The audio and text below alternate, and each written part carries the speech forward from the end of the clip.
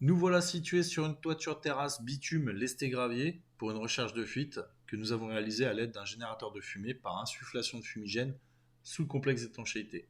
Une insufflation qui a été contrôlée en permanence afin d'éviter toute tension de la membrane bitumineuse et éviter toute casse du complexe d'étanchéité. Alors l'appareil a été mis en place à un endroit bien spécifique car au préalable nous avons pris soin de prendre des mesures à l'intérieur de l'appartement sinistré avec des appareils adaptés. Là, on peut savoir tout de suite qu'une infiltration est placée sur la crotère, sur un recouvrement de relevé où on a pu voir une fissure. Là, tout de suite, on envoie une deuxième sur un angle en partie basse, une deuxième encore, juste à côté, aussi en partie basse.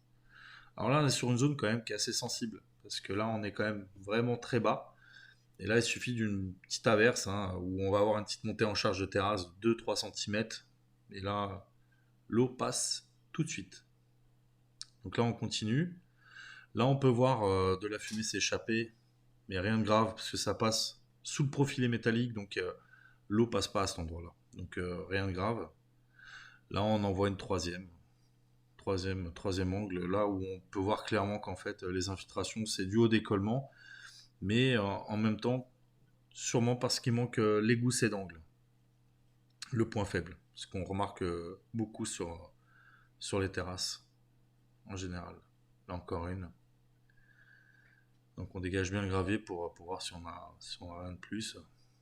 Là, ça fume pas mal, hein. Donc clairement, on est sur des bons points d'infiltration. On comprend tout de suite maintenant pourquoi le sinistre était aussi important en bas. Là, ça fume un petit peu. Donc à court terme, je pense qu'elle allait s'agrandir aussi. Là, encore une petite. Alors là, sur une zone de 30 mètres carrés comme ça, où on voit autant de points d'infiltration, c'est délicat. Là, on voit vraiment que faut vraiment intervenir, faire quelque chose rapidement. Là, on voit que c'est un peu plus haut, donc, mais bon, présente quand même. Donc, présente des risques potentiels de fuite à court terme. Là aussi, pareil.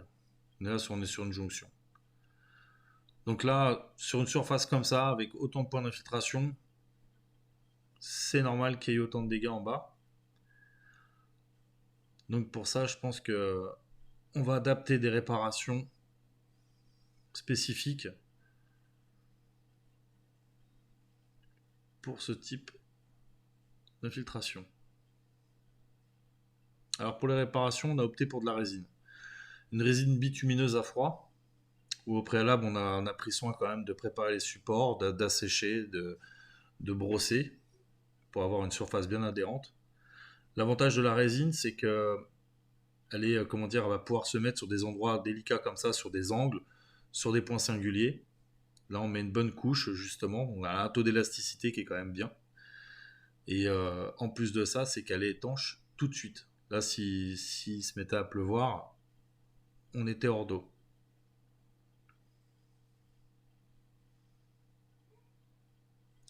On a pris soin de reprendre l'ensemble des points qu'on a pu détecter.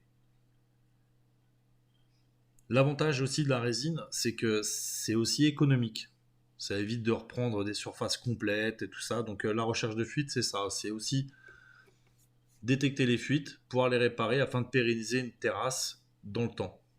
Voilà. Là, on est sur une usure normale de terrasse. Donc voilà, on prend les petits points un par un.